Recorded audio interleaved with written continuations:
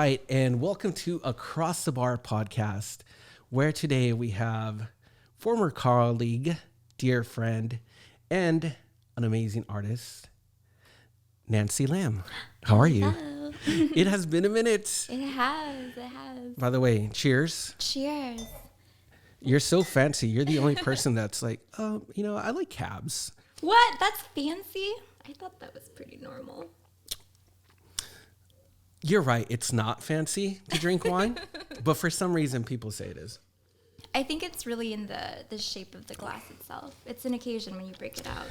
Yeah, I feel because it's like, Janelle. Mm-hmm. Janelle, I was like, because I want to have her on the podcast, right? So whenever her schedule permits. And she's like, drink this. Or if you really want to get wild, vodka, Red Bull. I'm like, okay, yes. See? I love that she gave you options for what kind of Janelle is going to show up. Exactly. I'm like, okay, see, that's what I'm talking about. Vodka, Red Bull, because you know what kind of podcast that's going to be. Yeah, pretty much. You know what to expect. And then I was like, oh, okay, a cab, art. I'm like, dude, I might as well do the charcuterie and freaking cheese while we're at it. Oh, yeah. no. The furthest thing from that, but. I'm not painting the greatest picture right now, am I? Not at all. Oh, dang it. I love wine. It's one of the coolest things that has ever happened to me when I was working at restaurants. Mm-hmm.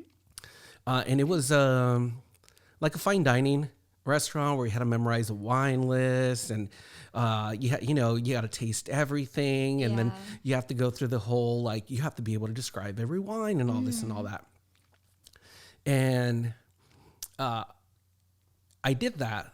And I'm glad I did that because so many people would walk by and they're like, oh, what's your recommendation for this? And I'm like, oh, well, for this thing, like in this region, which usually has notes of this and that. Wow, you really knew your stuff there. Well, I really did memorize my stuff for sure. You memorized it. That's a distinction. And then, but the thing is that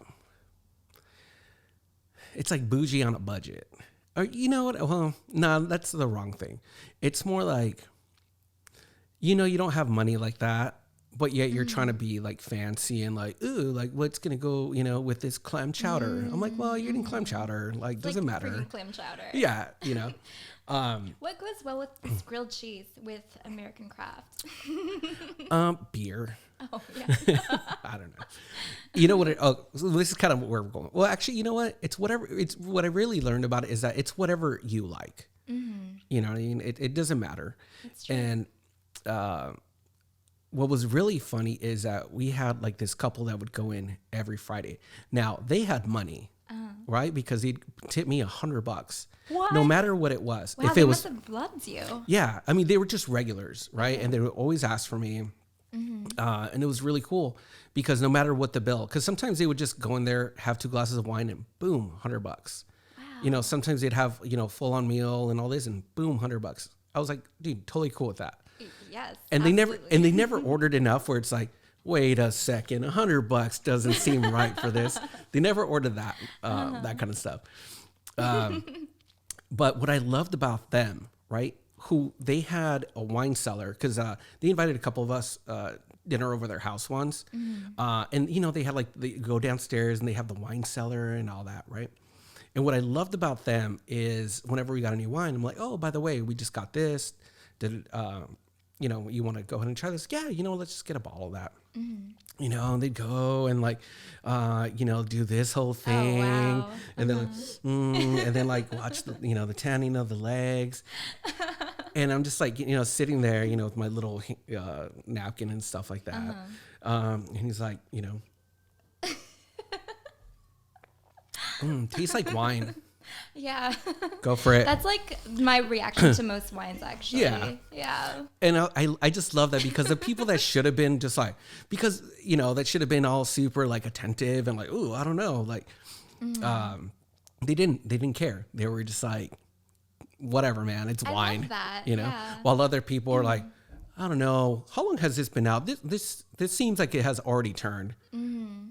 I'm like, dude. Yeah, it really feels like sometimes people just want a way to feel like they can make this thing exclusive, right? And a way to do that is by like kind of diving deep in a way where it's not enjoyable anymore. Right. Yeah, because you can get really deep into it where now it's just so technical that you don't even enjoy it. Yeah, you take a lot of the emotions or the joy around it away completely because you're just like, ooh, notes of this bark of something from Sonoma. You're like, okay. Bark that only grows in a certain region of Sonoma. And one day, I played a little trick. Ooh, okay. At a party. So one of my friends, she loves wine, all about it. That's her drink of choice, you know. And she had I guess it was like a housewarming party, but it was bring wine. That was the thing, right? And because like everybody loved wine, everybody was, you know, trying to be like fancy, like, oh, this is a $30 bottle of wine, $40 bottle, just super fancy, right? I'm like, okay. All right, I'll go to Trader Joe's, whatever. I think like any wine above like $10, like be happy I brought that shit. Yeah. You know? It's not $2 shot. You know? Yeah. But I told her, I'm like, hey, I know people are gonna come, but you should have some backup wine because, you know, there's only like really 4 glasses to a bottle. So you're going to run out. So honestly, I would just get some $2 chuck because eventually when people are drunk, they're not going to care. It does not matter. And she was like, ugh.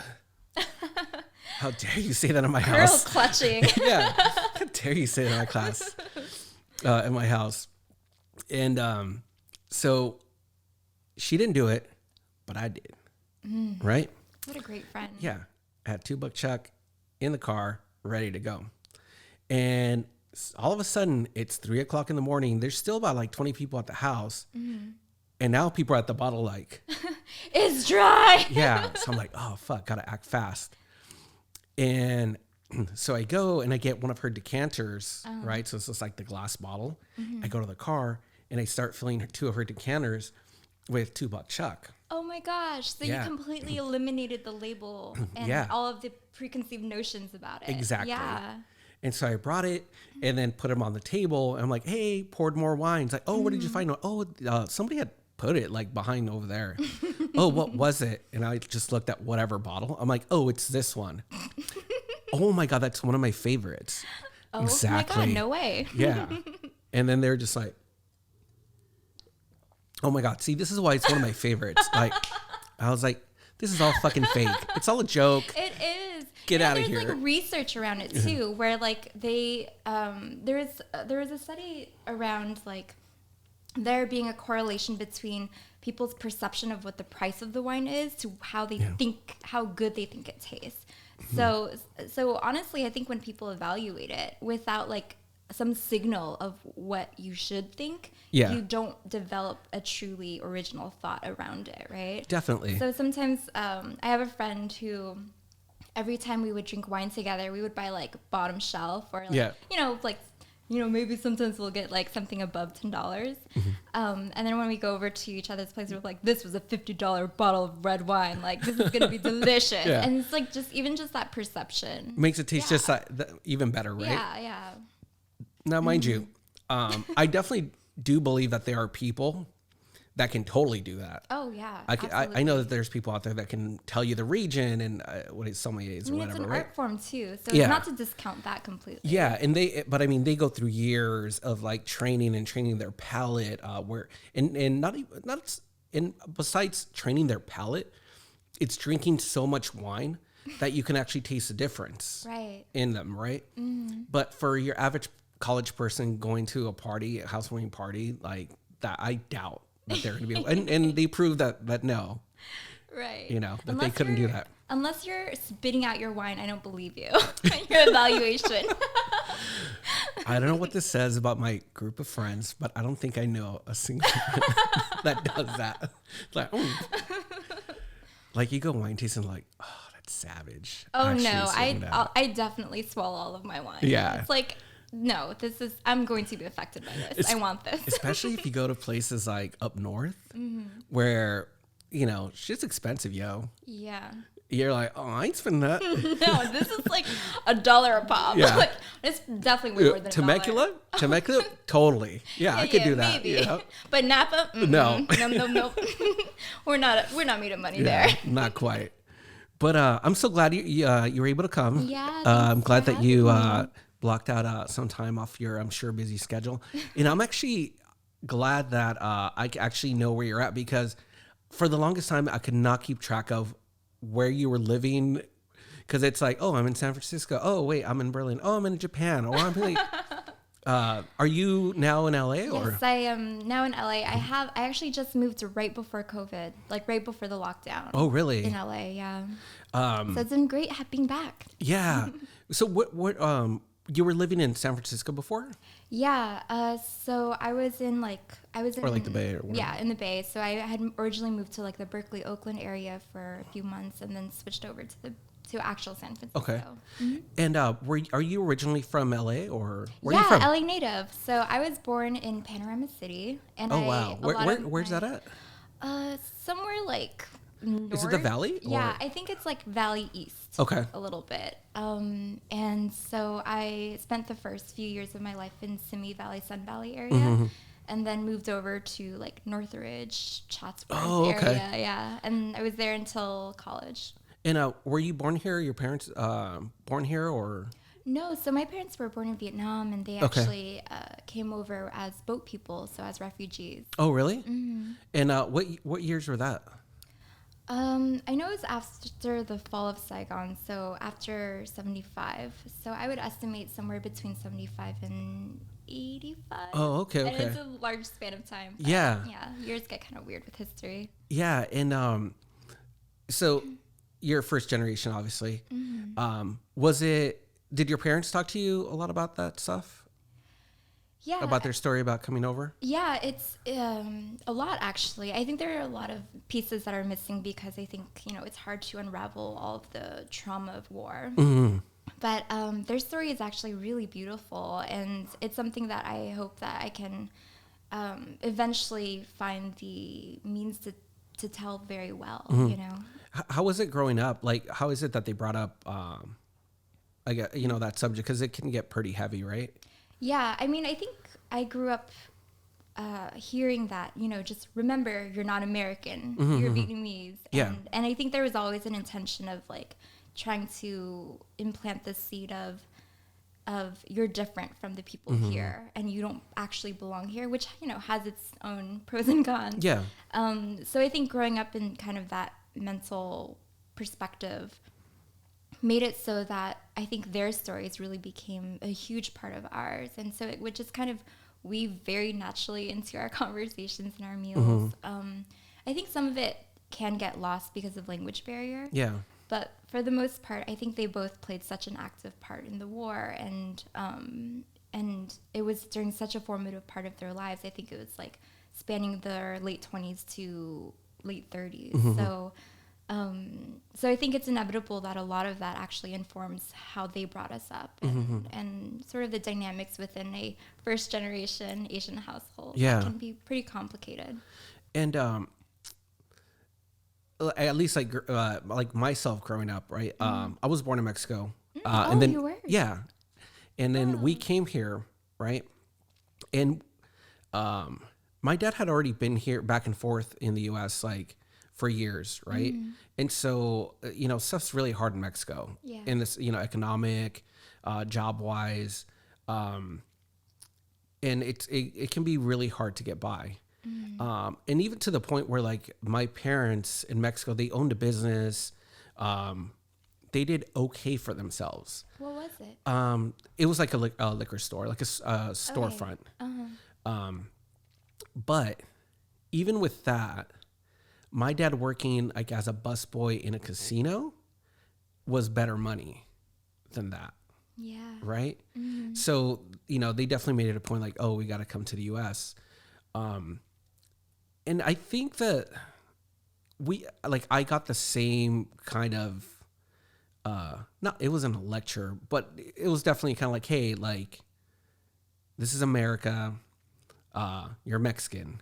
Yeah. So it was like, yes, you're different, but you have to learn kind of like their customs, and like you got to learn English to like not stick out so much, How old were you when you came over? I think it was like 10. 10. Oh, wow. Yeah, Okay. 10 or 11. That's great advice from your parents. It's very aware of the world around them. Yeah. And you know what's really weird too, because like when we moved here, it was a mainly like Hispanic neighborhood, right? So I didn't quite see that so much right away, because I'm like, oh wait, everybody speaks Spanish over here. Kind of the same. Yeah, it's kind of the same, except like, ooh, it's nicer, and like, oh, all the houses are the same color, instead of like, oh, a pink one, a red one, a green one, like it's more cookie cutter. Yeah. But there was definitely that. But I do remember, like, there was a lot of, and the reason why I asked you, did they bring it up, is because they brought that shit up, like, as it's like, don't worry, you know how bad it was in Mexico. Why are you complaining about? Yep. And at least for me, I definitely felt this pressure to succeed because of, like my parents left all their friends, their family, pretty much everything behind. All the sacrifice. Yeah. All the sacrifice that they made for, at least they say, for my well-being, to make sure that I, who knows, maybe they owed people money. They need to get it out of the country. So they say. I don't know. My mom still won't tell me, but at least my mom's sticking to the story that it was for my well-being. But I was just wondering if it was the same for you. If you kind of felt that pressure growing up, that like, hey, I have to succeed. My parents left the freaking crazy ass situation. Their situation's like nuts, Right. Yeah. I mean, they're similar to your parents. They risked their lives to come to this completely new country where they didn't know the language, and there was no like absolute of whether or not this would be great or would work out at all, right? So yeah, there's definitely a lot of pressure. You feel the need to live up to those sacrifices, or even like some level of guilt mixed into all of that, where it's like, do I even deserve this kind of life? Like, how do I make this worthwhile? How do I make this how do I live in a way that honors like the sacrifices they have made for us? And you felt that? Yeah, deeply. And it was like throughout my entire childhood, even now.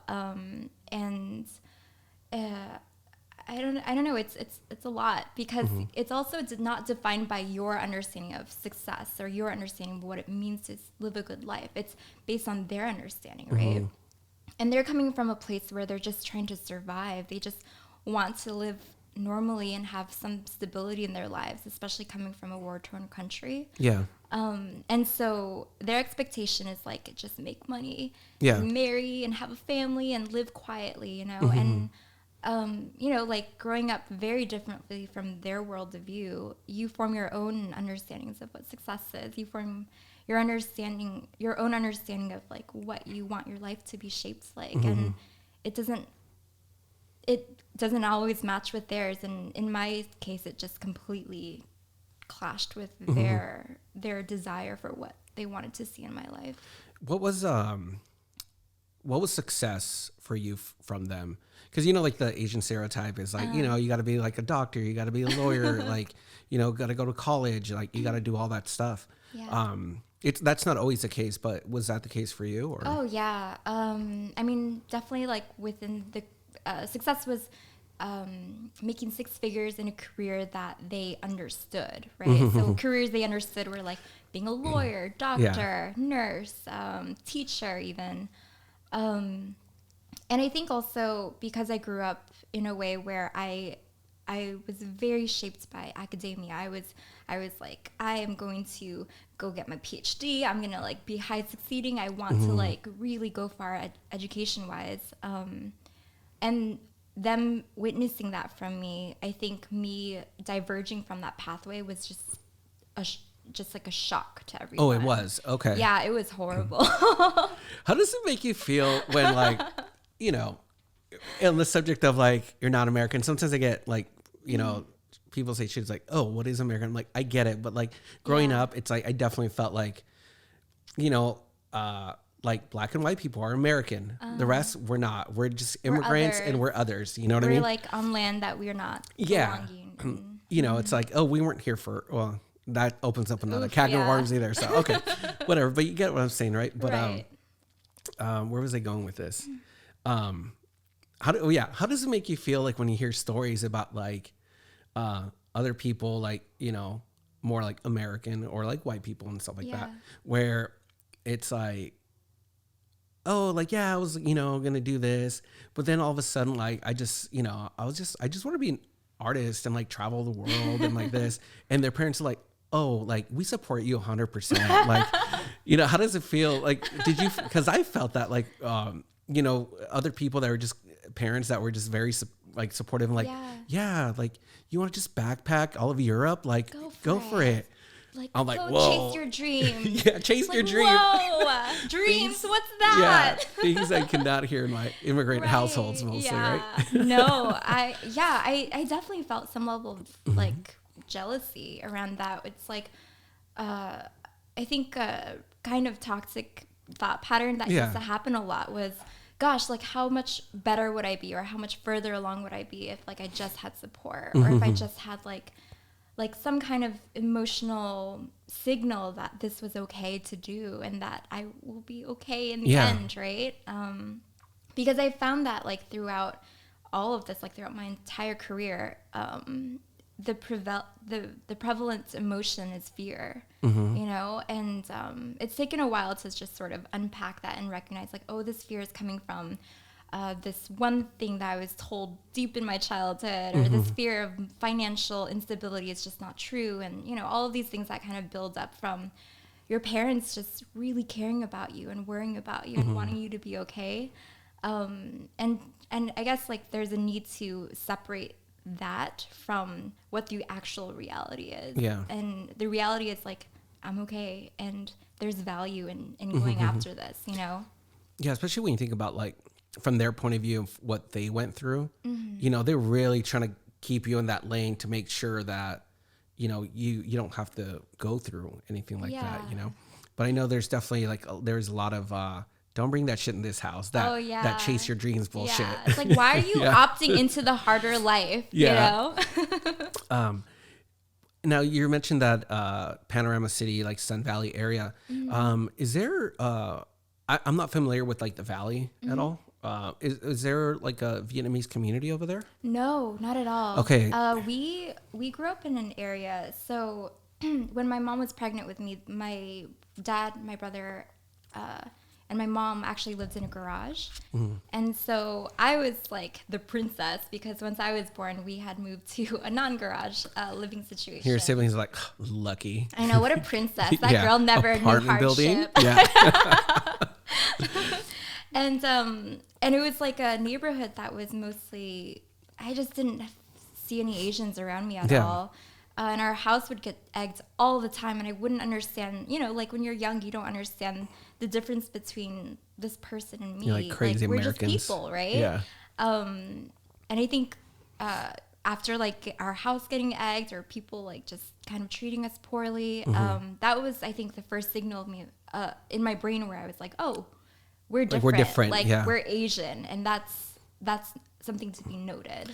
Is there a reason why your parents didn't move to like Westminster, like Fountain Valley? It was expensive. Oh, okay. Yeah, and there we just didn't have like, I think some people who immigrate will have like families here already, or some relationships established, or they'll bring gold over, right? And my parents just like really had nothing. My dad at the time was he was picking tomatoes for work. What did they do back in Vietnam? They were both teachers. My mom was like an elementary school teacher. My dad was a professor. Ain't that some shit? Why is it always like that? Like so many of my friends that like, the parents come here. It's like, oh, like, the thing now, they're like a trucker or something like that. It's like, oh, what do you do? I was like, oh, I was a surgeon in Mexico. It's like, it always. It's like such a shame that all of this talent and capacity for amazing things and brilliance is just kind of wasted. Yeah, because, one, obviously like the language barrier, because now it's like with my buddy whose dad was like a doctor, it's like, well, that's cute that you have that in Mexico, but you need to now go through med school in the US. It doesn't count over here. And like, you just come to this country. How are you going to afford to, go to med school? A lot of the systems here are kind of constructed in a way that makes it so difficult for any kind of immigrant who was specialized or who was like extremely, in a field that was of great importance and essential to that society. It's just like, it's just dead ending Yeah. in America. But you know what I do love about that is that like so many immigrants, right? I mean, what did your dad do? Like, you know, cry and say like, you know, woe is me? No. So I said, okay, well, if we're starting over and I have to pick tomatoes to provide for my family, I guess that's what I'm going to do. Done. Yeah.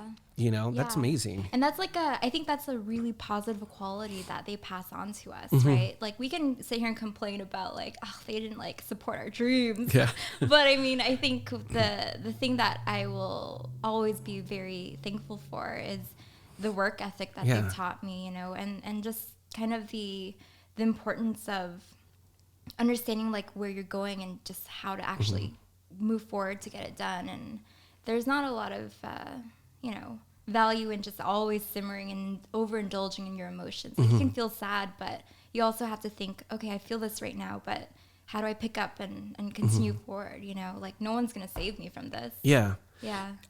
And it's got to be extra difficult now that I know that, you know, it's not like Vietnamese neighborhood. I mean, you kind of like just full on went in what a lot of movies show. It's like, you know, like, you know, belong here, like speak English and all that shit. Right.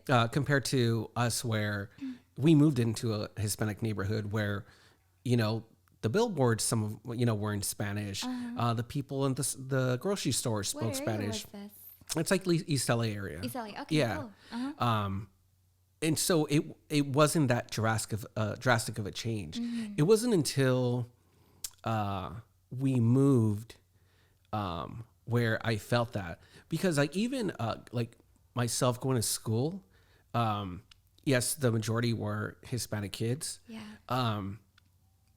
But you know, like the white kids that were there, they lived in a Hispanic neighborhood, so they kind of like they knew about the culture as well and stuff like that.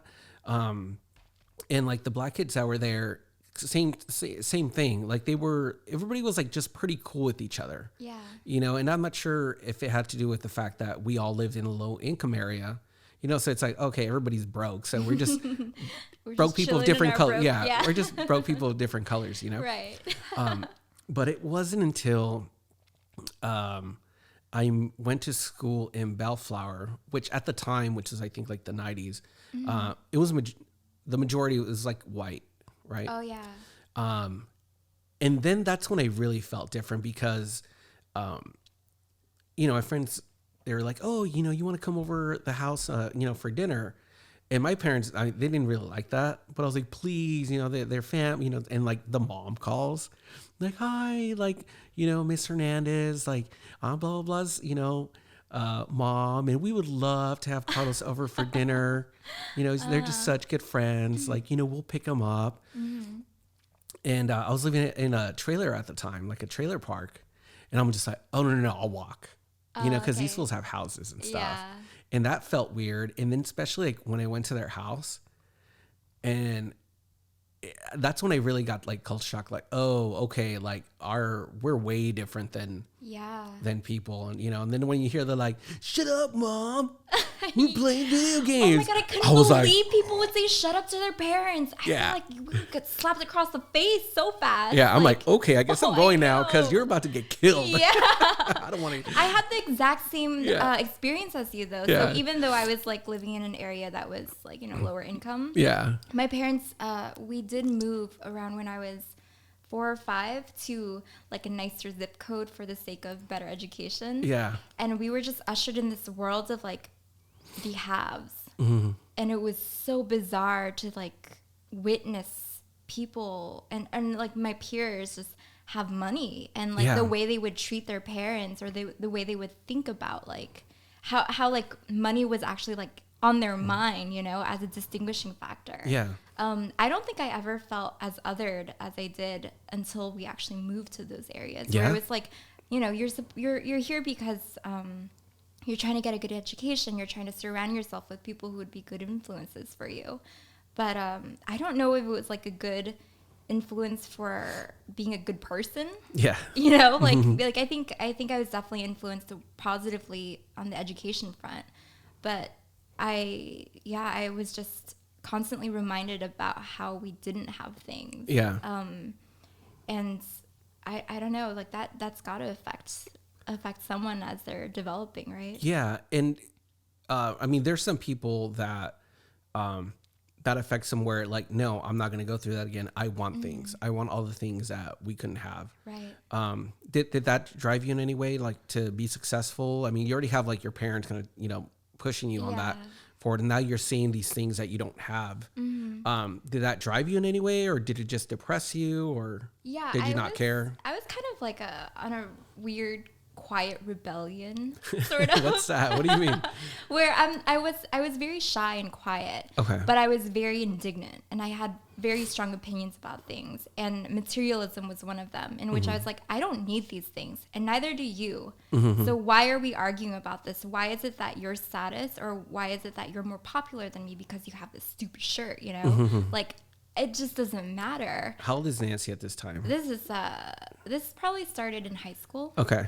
I think I was bullied a lot throughout school in general. But high school was when I was like... For what? Like being quiet, being Asian, not having quiet. The things? Yeah, being quiet mostly. I think I was an easy target for people. And it was especially like with boys, where if I didn't give them what they wanted, it would be like, oh, gonna start bullying you now, Yeah.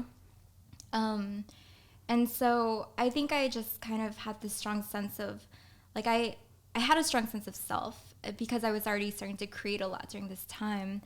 And I would just look around at my peers and think, like, why do I feel so separate? Or why do I feel so like I just don't belong in any of these communities, you know? And I realized, like, I just don't think I value the same things as other people. And there's nothing, like, necessarily wrong, because you're a kid, and, this is just how people are sometimes. Yeah. But I distinctly remember thinking, this isn't important to me, and I don't want this to become something that's important to me. And so that was when I was like, I need to get out of here. Yeah. Like, I can't. Like, you need to get out of, like, that city, or like... I really just wanted to move away from Los Angeles generally. Oh, okay. But it was because I didn't know the rest of Los Angeles. Yeah. I just knew the valley and, like, all of the gossip and, all of the, like, small town stuff that goes on there. And so I was like trying to, like, and that was part of, like, what was driving me to study so hard, because I was like, I need to leave here, and the only pathway I can see for me leaving is through college. Yeah. So I just wanted to apply to every possible college outside of the state, but I ended up at UCLA. So far to UCLA. So far. You didn't even make it to USC or Irvine. I know. No. Oh my goodness. What's that, like a 15-minute, 20-minute? Yeah, it was like 30 minutes. Yeah. My mom was overjoyed. Yeah. Yeah. That's not too bad, though. That's not too bad. A first-generation kid, Yeah. And your parents must be so proud, right? I think so. Yeah. I don't know. It's always, like, shaky, because I think they probably would have been much happier if I, like, stuck to the plan and, like, went into Well, yeah, I'm saying, like, right? you're still not, like, Dr. Nancy, right? So I'm sure there's an element of that, but at least, like, knowing that, like, you went to I think college so. and stuff. Yeah. Now, when you were going through those tough times, is that when you started getting really creative or exploring your creativity as like an outlet, or was it just like, I don't like these people? So, a lot of times, because, like, creativity and art, you can do that by yourself. Yeah. Right. I think that's true. I don't necessarily think it was because of school specifically, but I feel like I started creating from a really young age. So, how young are you talking about? So my first memory of painting ever was when I was maybe in second grade, and my mom used to work as a seamstress, so she would lay out these, like, large sheets of butcher paper out on our driveway, and I would have, like, those really cheap, like, rose art paint from Costco. And I would just, like, sit there and paint the sky. And I was a really unhappy kid growing up. And I didn't really know how to cope with, like, all of these emotions that were going on inside me. And I think, like, the only thing that really gave me peace was, like, finding a way to let it out somehow visually, or even through writing. Well, I'm going to break it to you. You're not that special. Oh, no. Most kids start painting like at kindergarten. Oh, okay. Man. Yeah. Finger painting, the turkey thing where you go like Oh, that. I love the turkey hand. Uh-huh. The only difference is that, so when I was younger, I was, I love art. I love drawing and all that stuff. But I was always doing the extra shit where like, yeah, I do the turkey thing, but all of a sudden like, oh, I need all these different colors because I'm going to make every finger different colors, or like, oh, I want to shade it, and The overachiever artist. yeah, just fucking pissed off everybody. So at that point, like that young, did you know like, oh, this is something like I really like doing this, like this feels good, like right away, or was it just something like that? Like you're just a kid. A lot of kids like, art. Yeah, the interesting thing was I actually did not like those projects very much. Oh, really? They were like prompted and they were like, you need to do this and this is how you get a grade for it, right? And I was like, the person who was like, I'm going to go into education. So I was like, ooh, I need to maximize like my ability to get a good grade here, right? Yeah. Whereas, so I think that young, already thinking like that? Yeah, it's horrible. Asian parents, but it was just like really impressed on me. Yeah. So anything that was associated with like a prompt or being able to tell how good something is was very like I couldn't enter into it very well as an outlet at least. Yeah, like being able to lie around and paint whatever I wanted. It was usually just the sky. And it was usually just like colors. Something that was like unprompted and unplanned was really special to me. And how did that evolve as you got older? Yeah, I think I always maintained it, like in some way, shape, or form, like doodles in my agenda or like painting random things on Post-its. I wrote a lot, though. I think that has always been really core to my development, and especially my creative development. And what kind of stuff, like when you say you write a lot, like what kind of stuff? Are you writing like short stories? I would just write about experiences. It was like super strange because about your own experiences. But none of it would be tangible, right? Like it wouldn't be like today I went to the park and I walked the dog. It would be like oh, the park had like these purple flowers and these flowers had these crazy things that happened. There was a bee inside it. It would just be like these very kind of like thoughts. Yeah, and they would just be very zoomed in on a concepts rather than like the bigger picture of how my day actually went. So I thought that was how people kept journals, but it turns out it wasn't. Yeah. I didn't realize that journals were like dear diary. So it wasn't a conscious choice. Like, hey, I know people usually do this. Dear diary, today was great. It was just like this. That's what you felt. Yeah, that's like, how you wrote. This is what's interesting to me, and this is what I want to write about, and I want to write this because I want to remember it. Okay. And so everything I did was it was essentially just like memory keeping. And I didn't view it directly as like I'm making art. Yeah. And I don't know if that ever really crosses a child's mind. Okay. Because I think the term art feels really loaded sometimes. Yeah. Because it can be a lot. Yeah. And so for me, it was just like I'm capturing. Like here's this inspiration I'm capturing, and hold off 1 second.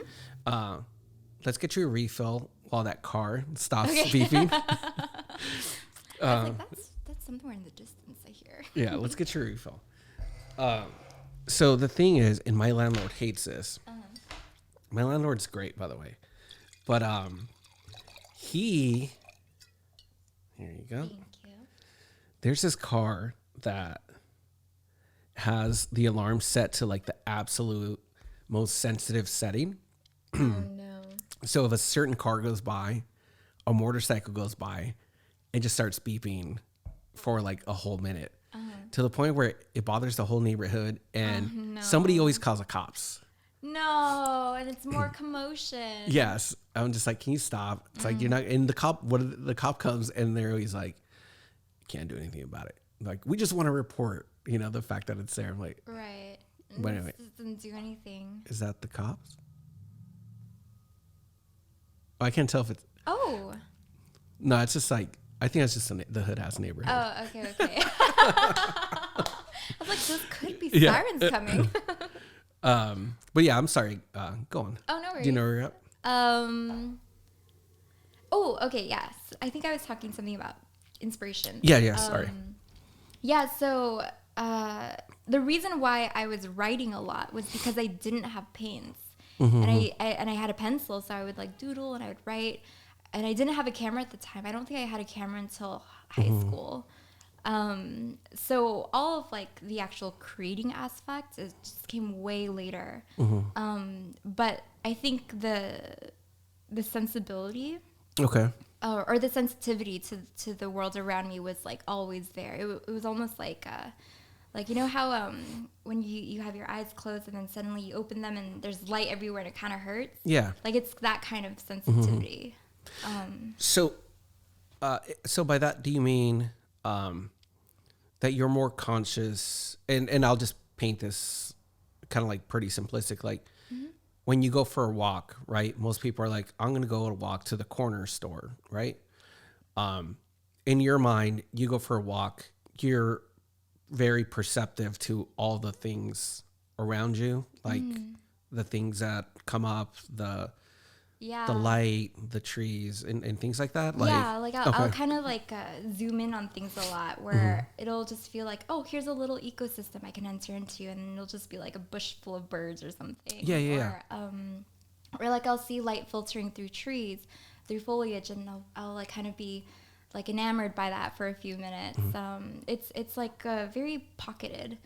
It's really amazing. Like most people have to do drugs to to be in tune like that, you know, with their surroundings. That's really awesome. Yeah, it's definitely something I treasure a lot, but I can see how it would be annoying for other people who would go on walks like Nancy. Can we like get a move on? Yeah. A bird's nest. Take Damn a different route. More light. Yeah. Can we just like cut out the sun for this walk so we can make it through? And so was there ever a point where you were like, you know what, I actually would like to do this. Like I'd rather do this than become a doctor. Yeah, it was when I was choosing my major for college. I think like a lot of these pivotal decisions happen around like, should I stay in this practical pathway or should I diverge, right? Yeah. I feel like that's happened at very specific points in my life, but the first time it happened was when I was applying for colleges, and you know, like part of that is choosing your major. And I was looking down the list and I was like, I like chemistry. I could go into physics. Like I like engineering, and at the time I had taught myself how to code, so like engineering was the clearest pathway of success, quote, success, right? But I think like as many times as I reviewed it, the thing that just kept coming back into my mind was, you could do it. You could do these things. Like you're probably capable if you tried hard enough. But will you care about it enough to actually make a difference? Do you care about it enough to like do enough to really change people or the world? And I was like, no, if I became an engineer, I would just like probably live a nice cushy life and be content, you know? And the only thing that my brain kept coming back to was like, you know, hovering over that fine arts line and thinking, for some reason I can't let go of this as something that maybe I can do something with. Like maybe this is something that, you know, can affect other people in some way. And I didn't have anything to go off of at the time. I just had this really strong feeling of like, maybe it's part of it is feeling like I never belonged, right? And maybe a part of it is like slowly realizing how weird my brain is.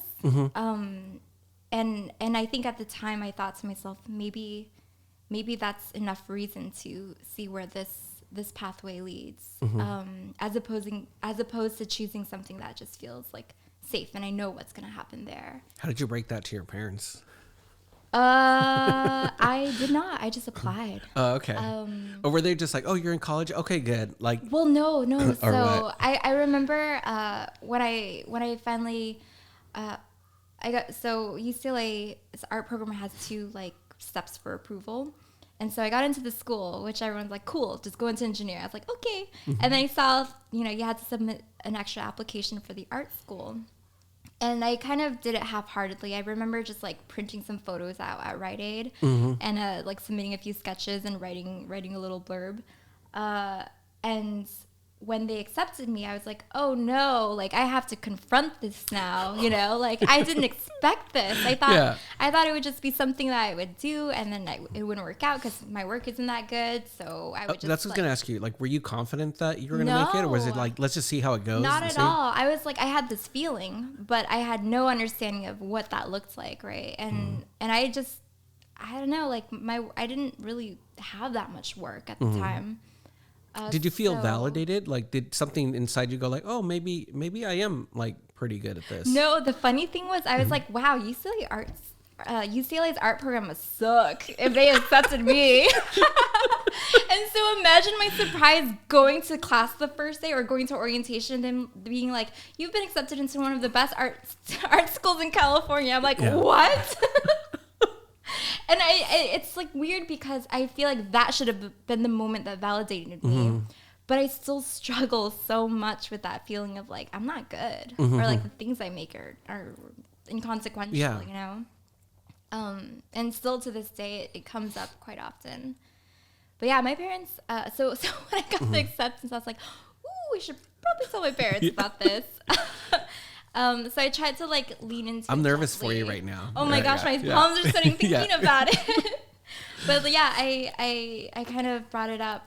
I waited till they were kind of in a good mood. I brought it up, and they were livid. Yeah. And I remember just not talking to them for a very, very long time. And for the first like 2 years of college, they just.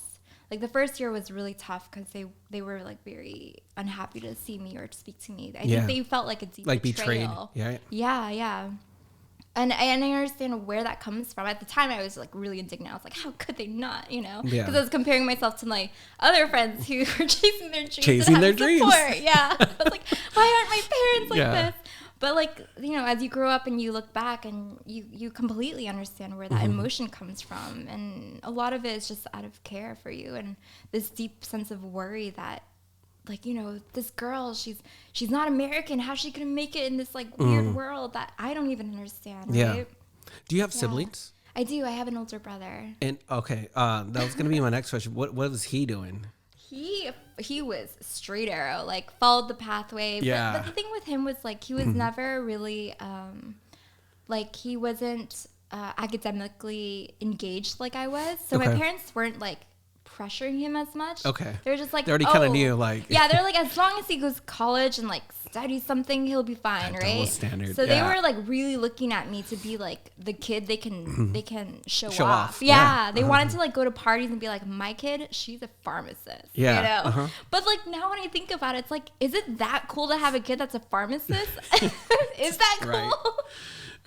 Because I mean, you think like UCLA alone, right? But then you'd have the other families like, oh, my kid is in UCLA too, or like, you know, USC or something. And then it becomes like, okay, but what do they do? You know? Yeah. So my parents like did not tell anyone about the art thing. They were just like, oh, she's still figuring it out. And even after I graduated, my dad was like, she's still figuring it out.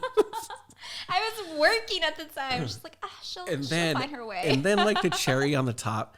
Can you tell me that conversation that you had with your parents when you had to tell them that you work at a video game company? Oh my goodness. Talk about like, you know, they just need to understand what you do. I mean, that alone, working in video games, right? Yeah. By the way, and okay, go ahead and talk about that first and then. So by the time I graduated, my mom had already passed away. So it was just my dad that I had to like win the heart of, right? And so at the time, like, towards like the tail end of like my relationship with my mom, she really, I was working at the time as well during college. And so she had this understanding of like, you know what? Like, I know my daughter and I know she'll be fine. She's resourceful. She was like sick? Knows how, Okay. And she was just like, she knows how to like move in the world, and her just witnessing me, I think she had confidence in me that I'll be fine. My dad, on the other hand, was very practical and did not really, like, he's not really like a good people person, so he didn't really have a good read on me. Yeah. or a good understanding of the world, or the working world at the time. And so telling him that I just joined this company for video games is just like, excuse me? Yeah. Like, is this legitimate? Yeah. And I tried to explain to him It's more like, of like, does your hatred know no end to us? I know. Yeah. It's like I told you not to play video games your whole life, and you're just falling into this now. Yeah. Yeah, it was a not great. Yeah. But I think the good thing was a lot of his friends as kids were addicted to League of Legends. Okay. And Oh, really? yeah, and so So then you became cool. so I became cool. Like Yeah. all their kids knew where I worked. Yeah. Their parents were like, "Oh wow, like do you have an in on this?" And so it was very lucky that it coincided with the popularity of the game as well. And so I would show my dad videos of like, you know, world finals with, Yeah. I think at the time it was like season 2 TPA versus, I don't remember anymore. You know, it's funny that like it's kind of like a similar story because at least my job, it's IT. Yeah. Everybody kind of gets that. You know, it's like, oh, okay, computers. All right, cool. Yeah. But then, you know, it's like, oh, where? You know, and, you know, my mom, she didn't get it. You know, like, okay, so for like, it's a, you know, it's like Mario, right? So like, but there's like 5 Marios and like 5 Bowsers. And they go, you know, how to find some way. But it was just kind of like, oh, okay, good. But you're good, right? I'm like, yeah, I'm fine. Yeah. She didn't understand it and like, whatever. As long as you're good, that's fine. It wasn't until same thing where, you know, hanging out with friends and someone brings up your son, you know, what is this, like computers. And somebody just be like, oh, okay, where like Bank of America or something like, oh no, you know, he works something, you know, for the company that makes League of Legends. And then like their son in the back, like, what? Oh my gosh, I must meet Carlos. Yeah. And so then all of a sudden my mom now, she knows it. She's like, oh, now she's not even computers. Like, oh, my son works for the company that makes League of Legends. So, you know, It's like a way to show off. Yeah, now. it's a way to show off now. Yeah. How funny. Yeah. Gosh, that like notoriety really does something. Yeah, it really does. Yeah. Kind of going back to the subject of your mom, did losing her see that? Yeah. See that? This is a pattern. Yeah. And like now Yeah. everybody like in the hood drives like Dodge Chargers and like, you know, cars that like muscle cars that sound like they have a big motor, and that guy freaking goes off. It's very annoying. I live in downtown, do across you? from a parking lot, Uh-huh. and it's like non-stop honking or like alarms at 4 a.m. and Yes, it's but like, you oh chose my that God. life. I chose When that you life. when you signed that downtown LA lease. I know. I just thought the windows would have a little bit more separation. Like the car sounds like it's sleeping next to me, you know? But no, I was saying, losing your mom, did that affect you creatively in any way? Like some people, like when they go through something traumatic like that, it's like they just, Yeah. you know, it just shuts them down. Yeah. And then some people kind of grab that because it's such a crazy thing about life that we don't have enough conversations about, I think. Yeah. And depending on how you look at it, like it's one of the most traumatizing things, but yet one of the most beautiful things that happen. It's Right. It's a part of life, right? Yeah. And it's so sad that we shy away from talking about it because from that can come so many meaningful conversations. Did you ever see or hear the Steve Jobs speech that he gave at a college about that? I'm not sure. You should give that a listen one day. Okay, Basically, it's I think it was like Stanford or something like that.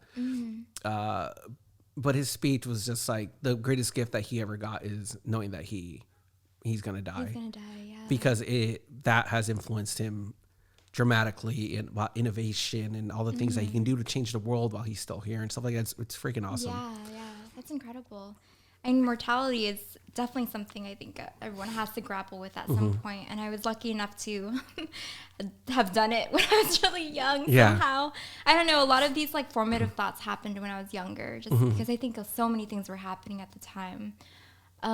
So when my mom got sick and we were kind of, you know, understanding that this was like the end of her life, Yeah, of course that like deeply affected me. And I think initially, actually kind of in a way where my pathway was not what I wanted, where I kept thinking like, okay, well, she just passed away and I want to live in a way where I know that she would be happy if she were looking down on me, right? Okay. And so that led me to like finding very practical ways of carrying out my life, which meant I didn't go into art initially. I went into design, which is like a totally different field.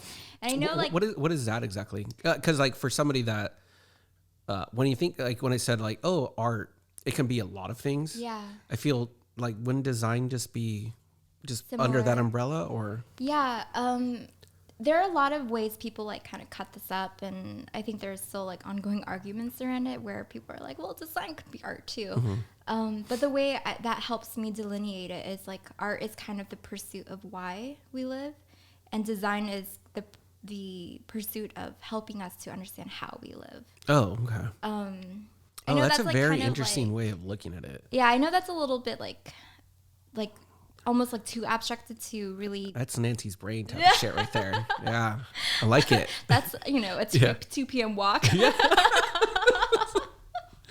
But Yeah, like go design, on. I think design really shapes the way we live, and there's a lot of you have to like deeply understand human behavior to like design something for people, right? To understand how they will interact with what you've created, how they will feel when they look at what you've created. Can you give us an example? I guess like in the real world, what that translates to?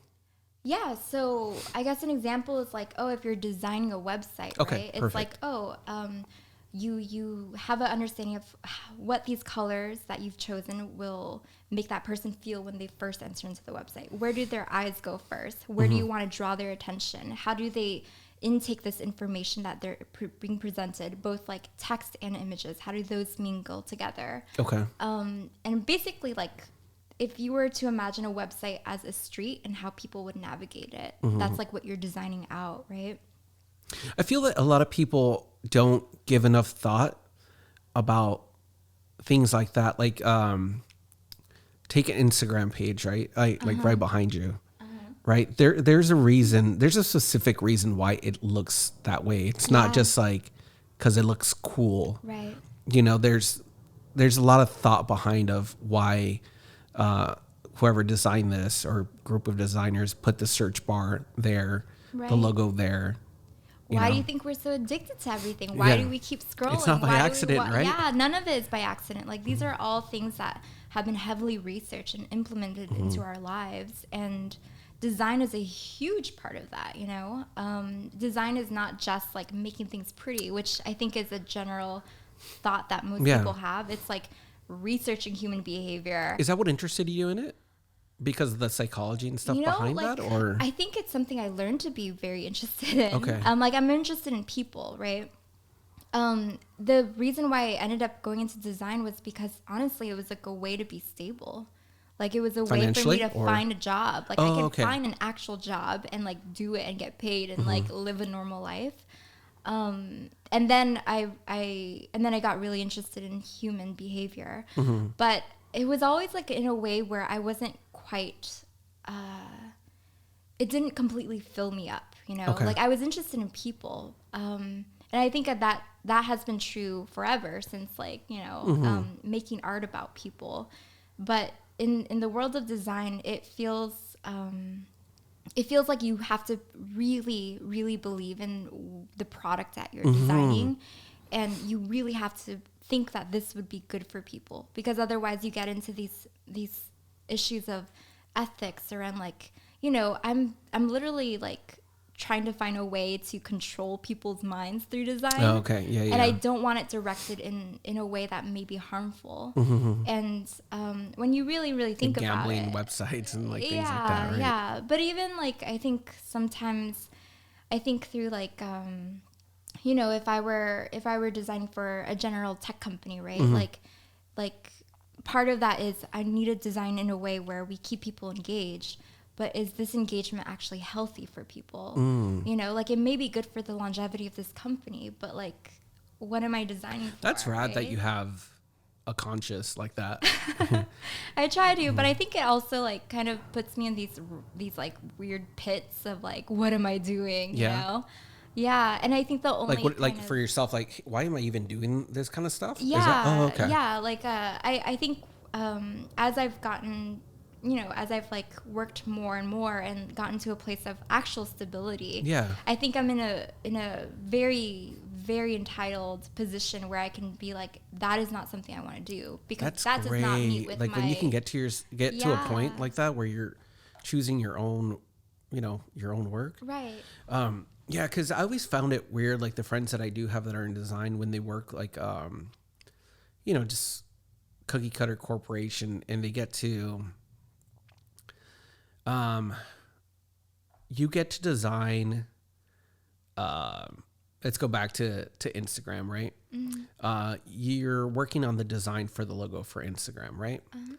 Now these people are people that are like super creative, like just abstract stuff and all that. And now you're kind of putting them to like, you're working on the G in Instagram, and that's all you're kind of like doing. Yeah, like fine tuning the exact way that this thing will curve, and like the kerning between the letters. It's very exacting. And most companies are like, oh, and by the way, you have to work within these colors, right, these type of fonts. Like it's very kind of like you have to work within a you know, very selected amount of variables. So I always just wondered, like, can you still be creative, or at that point you just kind of turn it off and it's just like, okay, I'm going to give them what they want? I think you still can, actually. Yeah. Like, I think a lot of creativity is born out of constraints. So even when I'm making art, I think if it's like, oh, wow, I can make anything I could possibly want, it's almost too overwhelming, because it's like, where do I start?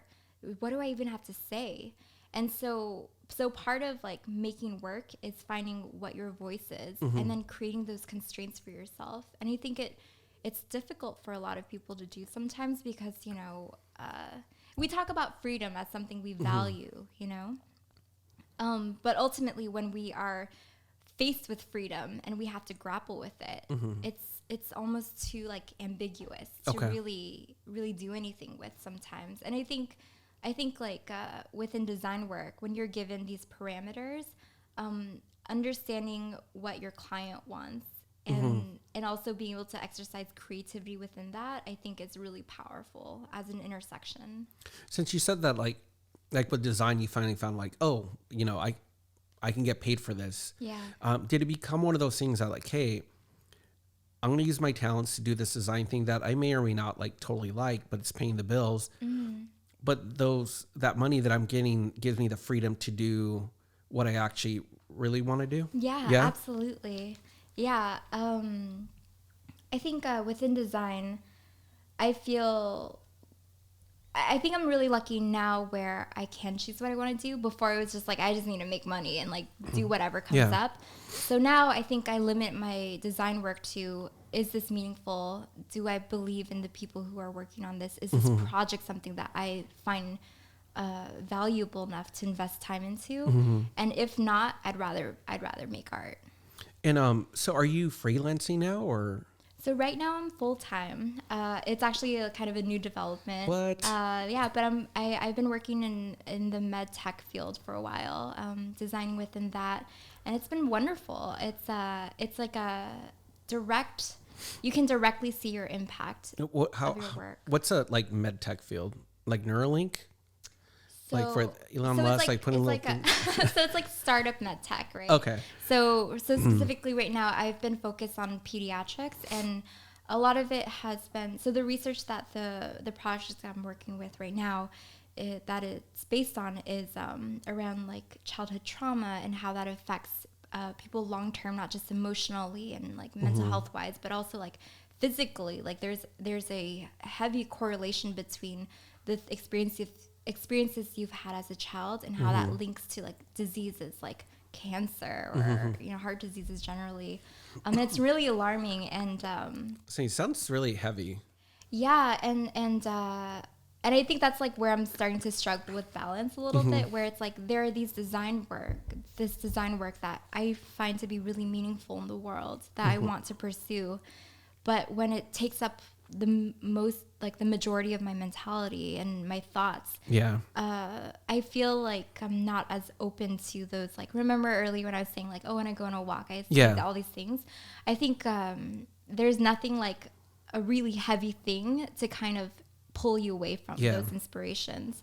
So especially when you're doing stuff with kids and things like that, right? Right. And I think this project came at a good time because it surfaced to me during COVID. And it was a time where, you know, during COVID, you feel like we're in a perpetual state of the present. Like, I can't imagine what the future is like. I don't know how to plan for this.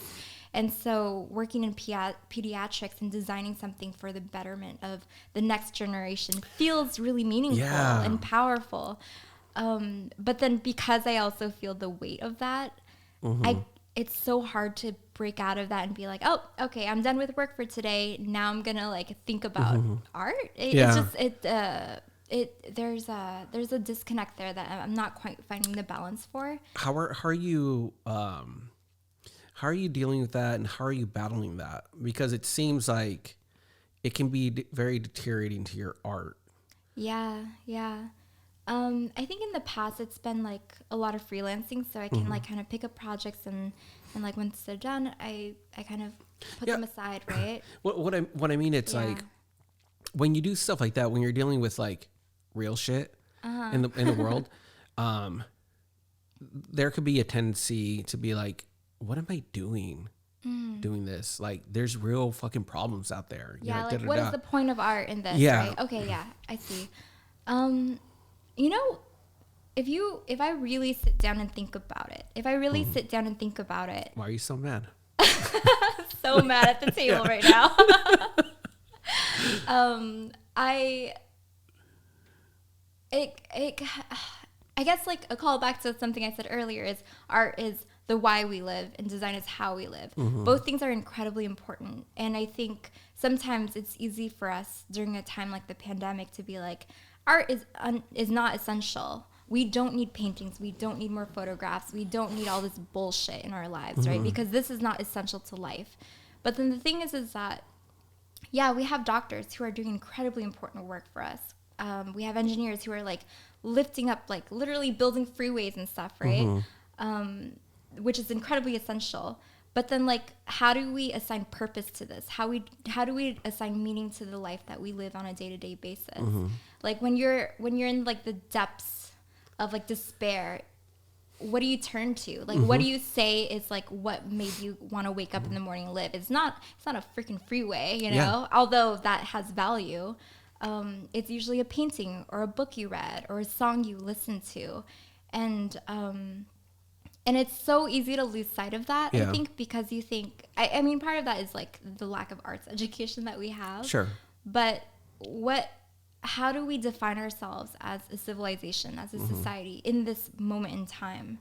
And how do we inspire people to get up in the morning? How do we inspire purpose and life? And it's just undeniably through art. Yeah, I feel that even though people don't realize that, how important it is, or, you know, people that say like, oh, why do we, like, this is not essential and stuff like that. When you think about the things that people are dying to do when things open back up, somehow or another, art's related in some way, shape, or form, whether it's, you know, even music, food. I mean, just the outside world. I mean, I view the world within those eyes, you know, where even like freeways, like, or they just finished a new bridge in Long Beach, right? It's a beautiful bridge, but it's not beautiful because it takes me to point A to point B. It's the design of it, how it looks, you know, and all that. And I feel most people understand that. And I think in the same way that after the plague, the Black Death, how the Renaissance came after that, and there was just like this explosion of art. I have a feeling that that's what's going to happen. It's going to be the roaring 20s with us again. I'm so excited for it. I'm so looking forward to like seeing this like huge explosion of like new music. I mean, we kind of had that in COVID already, but with people being isolated. But like, can you imagine the kinds of inspirations people will attain once they actually go out into the world again and live again, right? Like all of the music, the paintings that we'll see. I have a feeling that just, more people are going to go on walks and experience the same thing that you experience. Oh my God, I think so too. Yeah. I mean, you have to have this heightened sense of reality, right? If you've been denied it for so long. I remember like for the first 3 months of lockdown, I literally did not see a single soul. Yeah. I didn't touch another person. And the first time I like hugged someone, I was like, whoa, this is different. Yeah. And I think that's what people are going to experience for everything, not just like touch, but like your sensories are just going to be overloaded with the beauty of like existence, you know? I know that there's a lot of people out there that feel like in the most hated word on the planet for me is like a new normal. God. But like, there's some people that feel like, no, we're going to be less likely to handshake and hug and stuff like that. But I feel like those things are exceptionally human, and I feel that even though maybe some people will be a little bit cautious still, I feel that people are going to appreciate hugs more. People are going to appreciate like human contact, laughing with friends, like that kind of that interaction, just having dinner with friends. Like that's one of the biggest things that I got out of it is that I will never take eating with friends for granted. Yeah. It's one of my favorite things, apparently. It's where people gather at the table. Yeah. And just, there's some things about just eating delicious food, all the things that go on in your brain, drinking wine, laughing with friends, sharing stories. There's something like, because it doesn't matter where you are economically, in that it doesn't have to be a fancy restaurant. It could just be going to your family's house and enjoying, food with your family, with friends. Yeah. It could be a picnic at the beach, with you and somebody else or with friends. Like there's just something really beautiful about that. And I definitely have a feeling that new normal thing is going to be for a little bit, and then it's just going to go out the door, and then people are just going to relish in this new world. We have to savor those connections and those moments that we've been starved of, right? It's like, I haven't felt what it's like to like eat with you in so long, or even just like being here right now and sharing a glass of wine with you. That's like revolutionary, right? And it feels special. It does. And it's something that I am going to go home and treasure very much. One of the things that's going to make me so much, it's going to bring me so much happiness is kind of go off on the next subject I want to talk about is Miss Nancy Elle on Instagram. Oh my gosh, these segues. Yeah, I fucking love your Instagram. I really do. I know I messaged you a while back, and because I just had to tell you, because like I feel most of my Instagram interaction is just scrolling, tapping, for the sake that it's there. Yeah. Like, do I care that, like, does it really inspire me or anything? The fact that like I'm eating taco, probably not. Like whatever, right? And I'm so guilty of that. I'm so guilty of just posting shit for the sake of posting it, But I get excited whenever I see a post from you. And the reason for that is that I feel that whenever they had that meeting at Instagram, when they were going to release stories, we've all been in conference rooms and you have those, and like, guys, we're gonna, pitching stories, and they do that montage, that involves like people laughing and like awesome movies and this and that cool little song in the back. Oh yeah, they definitely need that track. Yeah, the inspo track. They totally had your Instagram stories in mind. That's so sweet. Yeah, you're just such a good storyteller within your Instagram. So it's like, it's very inspirational because I don't even know how to describe it, but it just makes me feel some sort of way. Whether it's melancholy, happy, because like your Instagram stories, they're really like a story. They capture moments and times. I think like you went somewhere where there was like rocks and cliffs with friends, and like some people were like barefooted and people were laughing. I'm like, oh, this feels good, because I could picture myself there. Yeah. Where it's like, oh, let's go find this spot that, you know, that only we know about. And you just manage to capture it, you know? Or even if it's just a dandelion in the wind, you know what I mean? Like, even something so simple like that, as a human being, I know what that reminds me of. And that's something within my life and some situation that I had that's bring me back to, you know? And like, I just kind of want to show you like a little bit. I love that. Let's see. Which one's your diary one? Hold on. Ooh. Oh, because those are my favorite. Like your diaries? Yeah. The video diaries? Yes. Oh. Which one? Any of the video ones. Like. Does it show you if it's video? Yeah, that one would do it. Oh, yeah. Probably. The one that says diary on it. Yeah, that'll do it. All right. I have been notoriously bad at goodbyes my entire life. I love the feeling of the start of something, the beginning of something, the novelty, the rush of newness, the excitement of the unknown. But the leaving behind of familiarity is a whole nother story.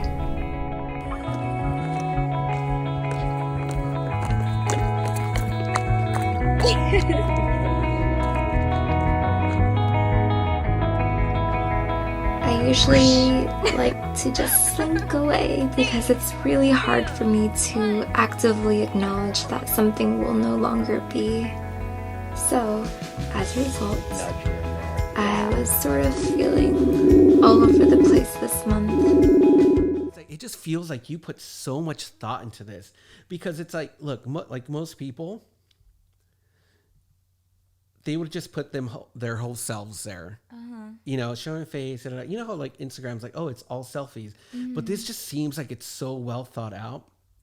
And like, let me see this one. Like, look at this. This is so sweet. Like, if it doesn't like make you feel something, like that's what I'm saying. Like, this is like high quality shit. Yeah. Like, does Instagram pay you to I wish to do stuff like this? That'd be dope. No, I because I'll go to my stories, and my stories are like, woo, let's eat, party, let's eat, you know. And it's like, what it does is it really gives me an insight of, you know, when you put like a diary of like, oh, what you were doing. Yeah. I'm like, oh, okay, I get it. I get what she was doing. And my question to you is this. So when you're making something like that, I guess how do you go about it? Like, do you say to yourself like, okay, while you're doing these things, are you just taking pictures of it? And then you're like, kind of like putting like a mental note, okay, like this picture is going to be part of like this thing. Like, I guess what's your creative process behind that stuff? Yeah. So I think, okay. So, oh gosh. Basically, why do that instead of just doing selfies? Okay, yeah. So I think the way a lot of, for the video diary specifically, the way they started was, I think it's probably been like 5 or 6 years now. But I remember at the time I felt like I had this really negative bias in terms of how I viewed my life. Oh, really? I would Why think is that? like, I don't know, like I was working at Riot, or just, you know, not that it was Riot, it's just a corporate job, right? Yeah.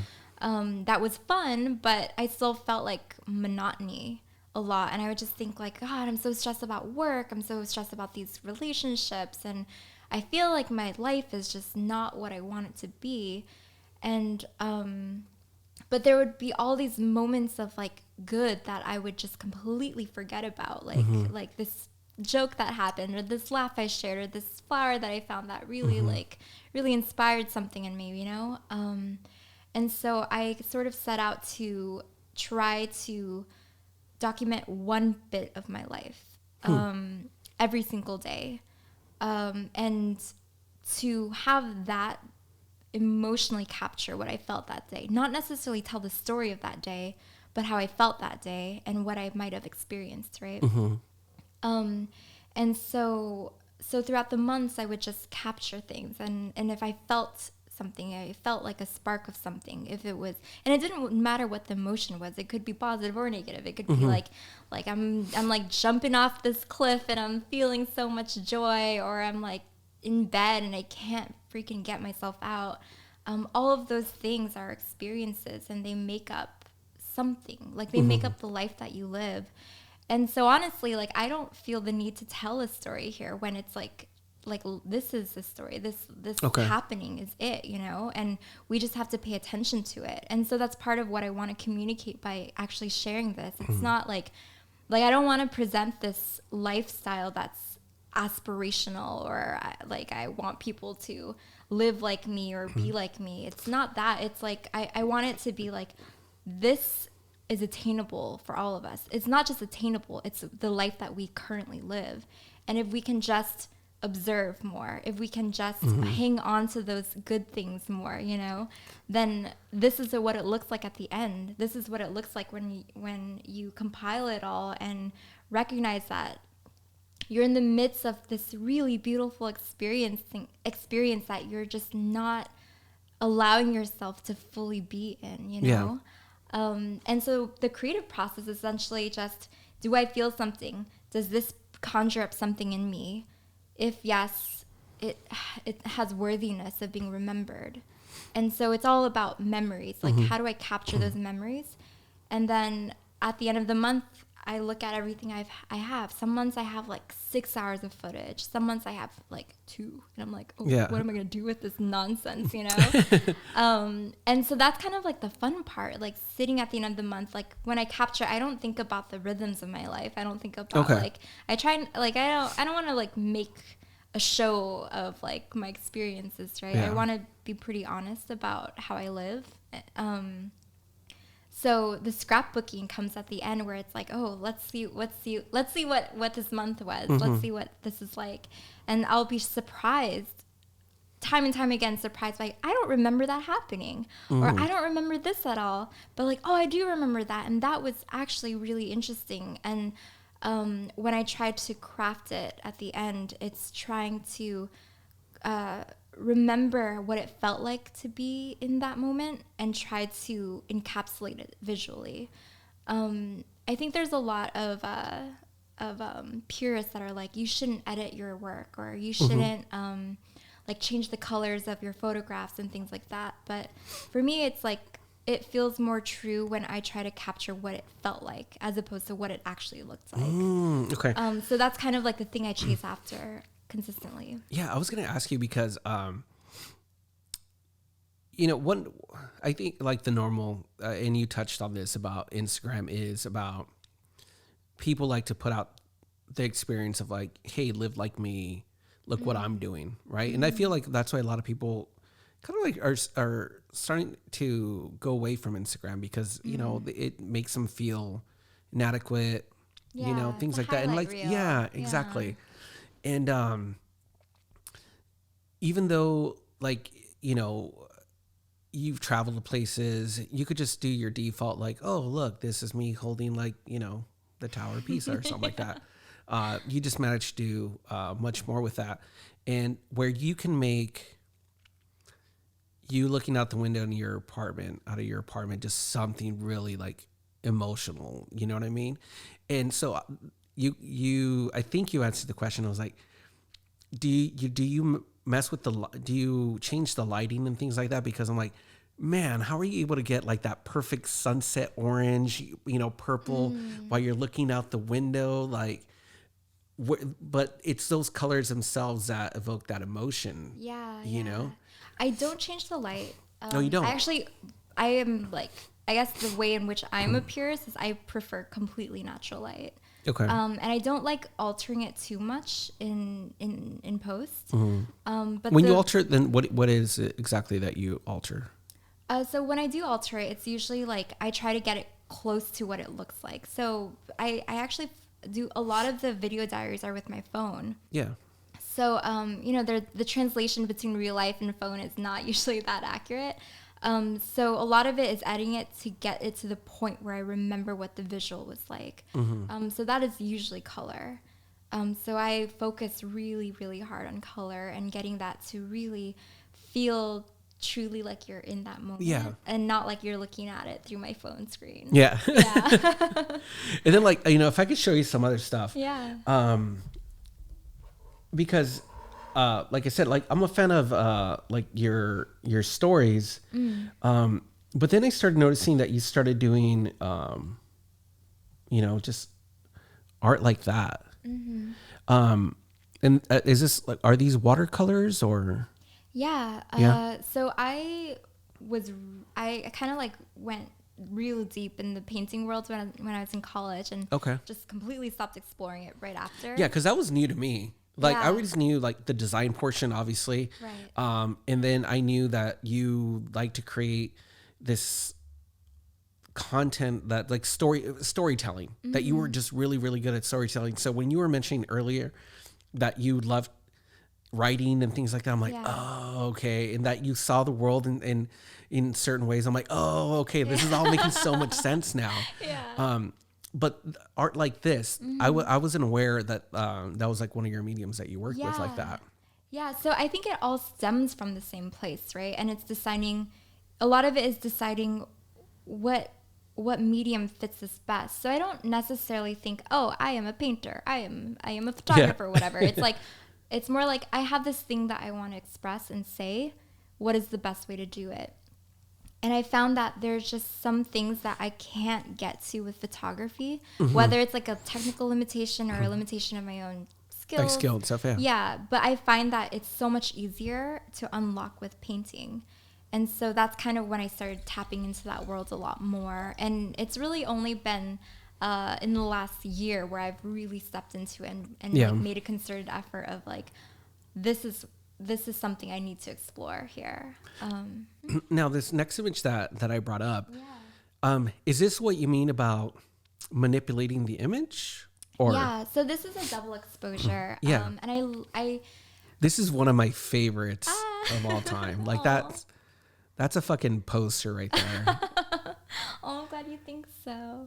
But yeah, part of the manipulation. So one thing that I'm really interested in within my work is the dissolving of boundaries, specifically things that have clear finite lines, right? So humans are a big part of that, where we're I am an individual sitting here and you are an individual sitting over there. But then what are all the atoms in between, and how does that correspond with our atoms? And I just kind of imagine this world where what if we just didn't have these boundaries? What if light could travel through everything? What does that look like? What is not even what that looks like, but what does that feel like, right? So in a lot of my work, I think I always look for the light primarily, and then I think, what would it be like if light traveled through this? If we could be that transparent, and I think I started from a visual standpoint of what that would look like. And I think that naturally translates into, what does it feel like when we actually break down those barriers? What does it feel like to really be one with each other and not just completely focused on othering and as a result, not caring about other things as much, right? It's interesting when you talk to artists and they start kind of explaining their mindset, because this is also one of my favorite ones. And now because there's so much going on in here. Yeah. But now this makes so much sense with the way that you're explaining it. Because it's there's nature. There's a lot going on. Yeah. And it's really cool to kind of pick at your brain, and see oh. Yeah. Something that I truly believe is that there's not that big of a difference between us and the world around us. We are very susceptible to the things that are coming in at us, right? And that includes people, that includes our environment, that includes nature that we surround ourselves with. And in that way, we should kind of see them as everything being transient and flowing in very easily within each other. and when that idea kind of, I think that idea roots from like growing up Buddhist, and imagining things as like kind of a part of each other. Like I think a lot of American identity is like around individualism and like what you can accomplish by yourself and the hustle around that, right?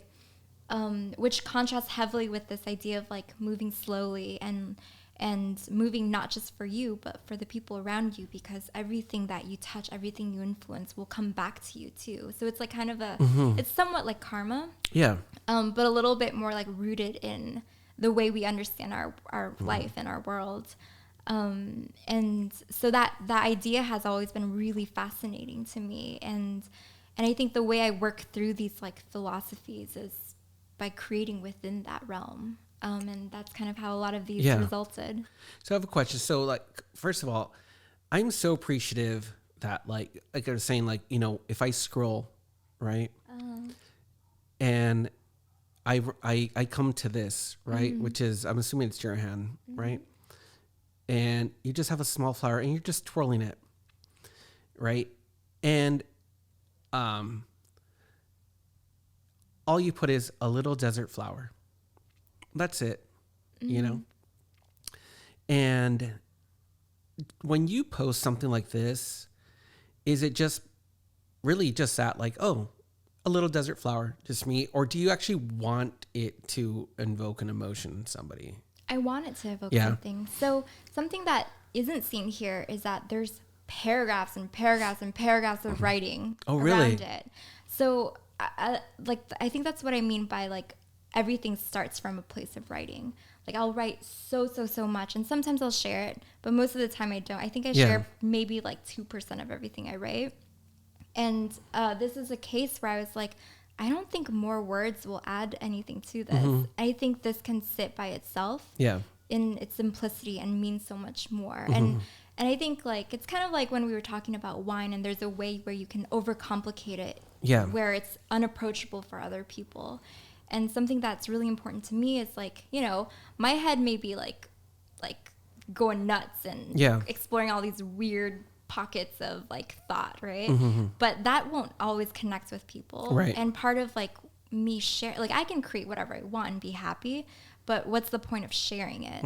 And do you care about that? About sharing it, or is it just kind of like for yourself? And so I think it's both. There are things I create for myself and I don't share, and I'm like, I know this won't resonate, and I know this is for me to work through something. But when I share, it's very intentional. And it's with the hope that this will be something for someone. And so I think when I have that in mind, it actually helps a lot in terms of how I interact with social media, because then that means likes don't matter to me. Followers don't matter to me. Like all those numbers fade away. And what matters is like the content of what comes back to me, like the messages that I receive, the emails, the letters and stuff, right? And sometimes it's one person, and it's like, well, that was worth putting out for one person to resonate with. And ideally, like, you know, it'll reach more people and it'll touch more people, but it's okay if it doesn't too. Yeah. You know what I really love about this, and you know, besides the simple caption, is because everybody at some point, I feel, has done that to a flower. That little twirly thing that you do with it. And it's just something so simple, but you know, it's a part of thing of being a human being. At some point, you're going to do this thing to a flower, and you know how it feels. So you can even kind of put yourself there, you know, of doing that to a flower. And I feel like most of your stuff, at least the way that I interpret it, it's a lot about human moments, you know, whether it's with a thing by yourself, with friends, nature. It definitely feels like I'm seeing things through your eyes. It doesn't feel like you're gloating about, I am at some sort of mountain or something like that, or I'm in the, you know, Joshua tree, you know, with the flower or something like that, or eating, I don't know, is that a scone or something? I can't tell from here. I made that. It's a rose. Oh, Well, now I gotta see it. It's a little apple rose. See, look at that. See, that's what bothers me. What bothers me is like, why can't all of Instagram be like this? I'd be on that. I'm already on that shit for so much. Like, at least make it beautiful, you know? like that is like, I can show you some Instagram posts of like, I just baked this, and it's definitely not all, as they say, you're doing the most. Aww, yeah. But I love it. And even like to the point where, so I was looking on your what's your website? msnancyelle.com. msnancyelle.com, where you're saying like, oh, hey, like, you know, you're starting to do cards. Yeah. Right. And they're freaking adorable. So this one, get feta soon. And it's a little feta cheese. Mm-hmm. Did you make all the puns yourself? I did. It was such a good time. See, that's where the real creative, have a Gouda day. Everything will be okay. Do you have an obsession with cheese? I do like cheese, and which means a lot because I'm lactose intolerant. But I like puns, and I think a lot of that is just like, I love how much like how much people can like really rally around it and like find joy in it, even though they hate it with a passion. Like, you know, even if people groan, they will still buy a card, you know? Like this pun, it's super cheesy. I think I labeled this like cheesy words of encouragement. I think that was what it's called. My only problem with this is that it's so fucking adorable that I'm like, who am I going to send this to? Someone who's sick. I know, but you gave this to me during a pandemic, so that number was high. And then at that point, so I'm like, oh, it's so cute. And like, what am I going to do? It's like, oh, okay, I have COVID. Like, oh, okay. Ooh, I think we might have to pop this one out.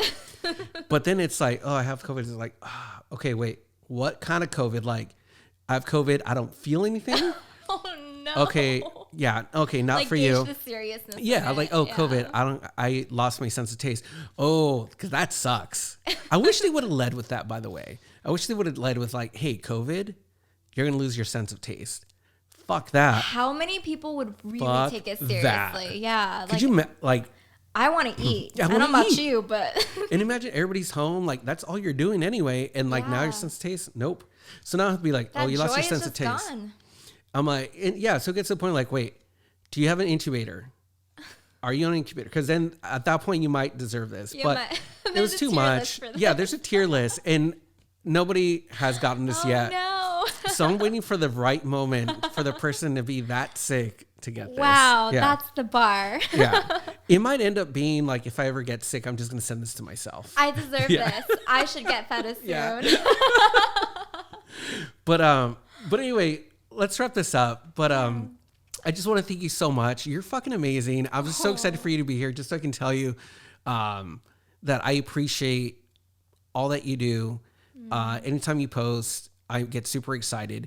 And even to the point where I mean, I told you this before, where I like the way that you tell stories so much that when I get that moment of inspiration, you're kind of my guideline. You know, I don't implement video and stuff like that because I don't roll like you do. I don't know how to do all that stuff in that sense. Like, or it's just like, I'm assuming it's very time consuming. Yeah. And I just want to do everything through my phone really quick. But when I do tell like a story, like I just recently posted one about when the guy who invented the tape passed away, right? Yeah. And I just try to do this thing where it's like sequential, and it has a beginning and an end. But throughout that time, it should kind of let you know how I feel about things, how I felt about this subject. And I'm hoping in the same way that it makes somebody else feel something too, what I post. Yeah. And it's really cool because I've only posted 2 things like that. And both times when I've done kind of like a story that is inspired kind of like by how you do your storytelling, I get so much positive feedback. Like, oh, I love this. I love this. Yeah. And so anyway, for me, I just want to thank you for inspiring me. And I can't wait to see, you know, how you grow as an artist. You're so young. And life is super complicated and ever changing. So it's always going to change. And it's always going to be, you know, now that I see how you see the world, I can only imagine, like, especially like after COVID and people can go out, like what we're in store for from you. Awesome. It's been an exciting time. Yeah, but cheers and thank you so much. Cheers. Thank you. Thank you. Let's for do this having me. again. Yeah. It's quite the honor.